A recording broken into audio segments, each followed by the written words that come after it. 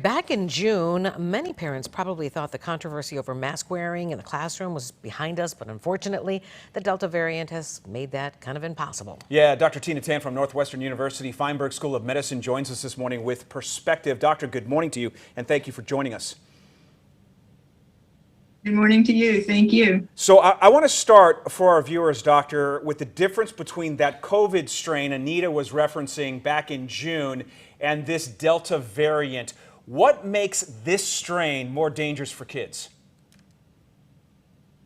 So this particular strain is more transmissible, which means that an infected individual can infect a larger number of people that are susceptible to infection, mainly those individuals that have not been vaccinated at this point in time.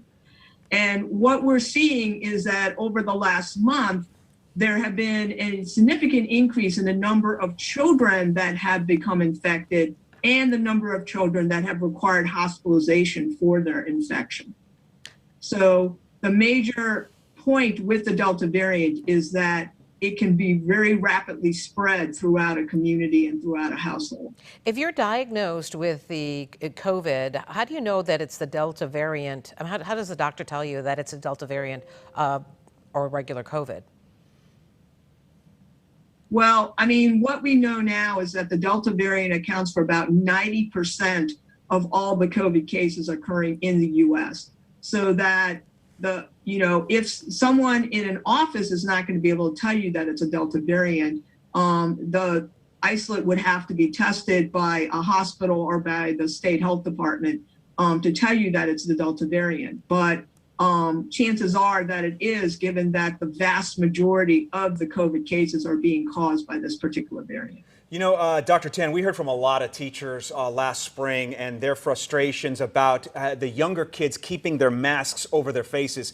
Given that those kids under the age of 12 can't get vaccinated, are there treatments available? I guess I'm asking you on behalf of parents, should their child come up with COVID? There are treatments available. I mean, the treatments would be given to kids if they're hospitalized and if they had more severe COVID.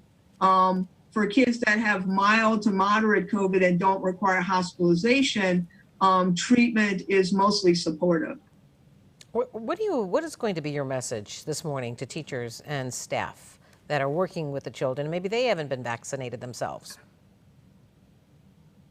Yeah, I mean, my message is that if you're eligible for vaccine, please get vaccinated. We know that vaccine is safe and effective and is our best tool to prevent you and those around you from being infected with the COVID virus and for you or your family members getting seriously ill from this virus.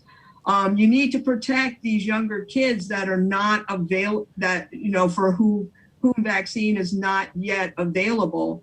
And the best way to do this, or one of the best ways to do this, is for teachers and staff to be vaccinated. And then there needs to be all the other mitigation protocols in place. So universal mask wearing definitely is one of the most important ones of these.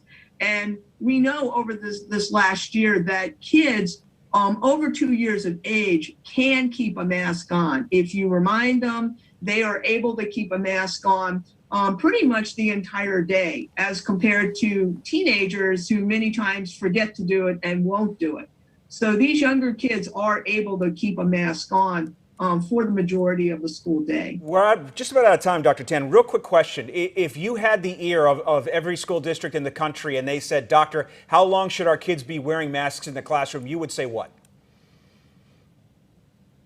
I would say that until we get a better handle on this pandemic, you need to wear a mask in the classroom. I can't tell you how long that's going to be, but we need to create a safe environment for these children to learn. And this is all about public safety and public health.